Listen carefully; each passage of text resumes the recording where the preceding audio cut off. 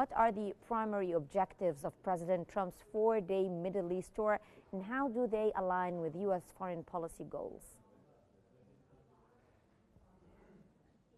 Hi, thank you.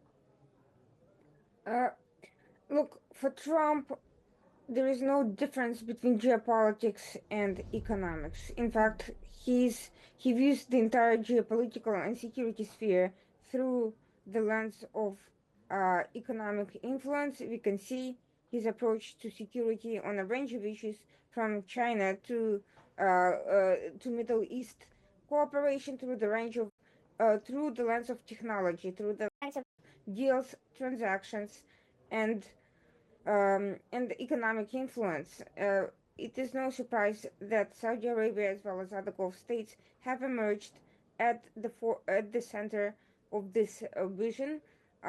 Trump hopes to advance both relations with these countries through mutually beneficial technical and energy deals, as well as defense deals, but at the same time to reshape the Middle East through this sort of economic cooperation.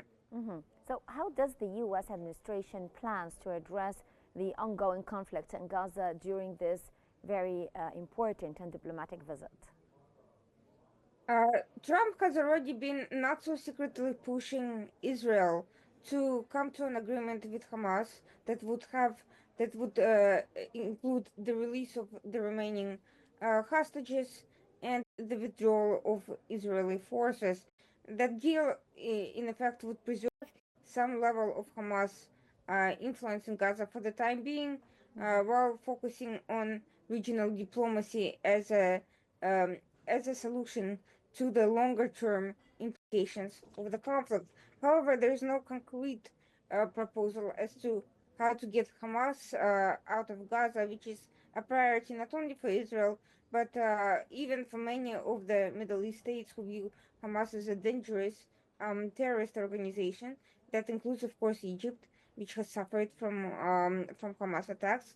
And there's no concrete solution as to the post-Hamas governance in the long term. Because of Trump's transactional view, even tactical victories, such as a deal with Hamas that would largely preserve the status quo and freeze the conflict without resolving the underlying issues, would be seen as a major diplomatic victory due to his electoral promise to his constituency to end the conflict. Of course, the Arab states want something more concrete than that, but now many would settle for the end of the crisis in terms of putting an end to combat and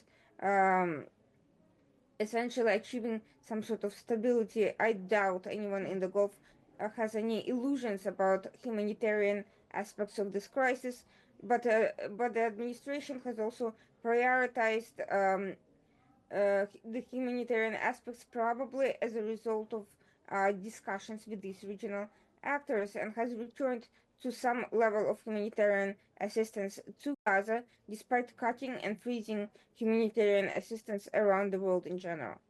So, what are the key outcomes expected from President Trump's meetings with regional leaders, including those from Qatar, the United Arab Emirates, and Saudi Arabia? The real headline clincher would, of course, be an initiation of open dialogue on the civil nuclear energy deal with Saudi Arabia. That has, on the one hand, Israel worried that first they're getting cut out of the equation, and Saudi Arabia is less likely to proceed towards any steps in improving relations. And second, there is a concern that the program would not be properly monitored, could at some point constitute a regional threat, particularly to Israel's interest. Besides that, however, there's a lot of defense deals and energy deals that are being touted. Let's note that one of the first meetings in Riyadh involved Elon Musk, who is being positioned by Trump himself as a key figure and a leader of the technology front, despite being forced out or leaving those in the United States. Still, Elon Musk is not going away from the business aspect of influence, and in fact, U.S. is building its entire strategy on businesses related to Elon Musk, from particularly its tariff Mhm, exemption mhm, strategy. mhm. So, how does the U.S. plans to balance its support for Israel with its diplomatic engagements in the Arab world during this tour? Well, there's been a lot of rumors circulating about the alleged rift between Prime Minister Netanyahu and President Trump. While there are serious differences and disagreements over a range of issues, it is clear that so far the U.S. has not completely broke relations with Israel, and still views it from a strategic perspective as an important ally in the Middle East, and as a leader on the security front against a range of regional threats. That key determinant, Israel's strong economic, cybersecurity, and defense contributions to the region, is going to be a sub rosa part of the discussions, because um, without integrating with Israel on some level, it will be hard for the region to come up with any unified economic, or for that matter, defense strategy. Um, there is of course a possibility of having independent technical deals, technological deals, and energy deals, and defense deals, but trade is not the same thing as strategy, and Trump understands that there are limits to to the demands he can make on the Saudis or anybody else in the region, without providing also some sort of a comprehensive plans to address these concerns. Leaving Israel out of the picture will not only hurt the U.S.-Israeli relations, but will also undercut the relations he's trying to build with the region. There's a vast difference between full normalization and understanding Israel's importance in on a range of intelligence and security matters. And that pragmatic, realpolitik approach is what is going to bring together these seemingly disparate interests and contradictions.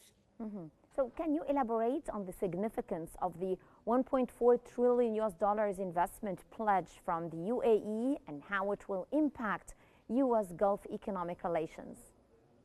I think the pledge is a very ambitious one, and UAE has been an incredibly generous investor in the United States so far. There is, however, a concern that the Gulf has realized that Trump is much more about optics than he is about following through on many of these deals.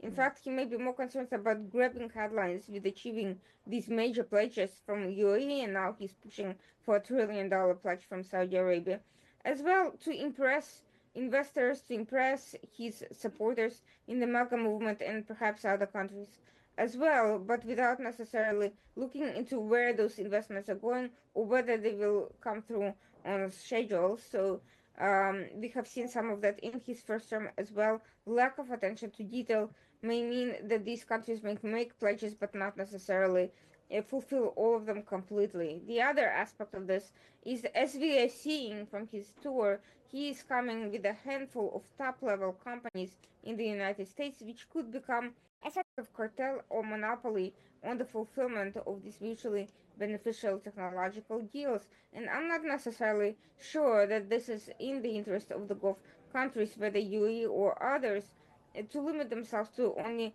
several handpicked companies closest to this president, because the duration of the deals, they're looking towards past Trump's presidency, and if only several countries control the entry to the U.S. markets, that will leave them with rather limited options, which means that the Gulf states are likely to continue to pursue relations with China, with the European Union, with Turkey, and with others who can provide diversity in options if Mhm. this line continues to proceed as we are seeing.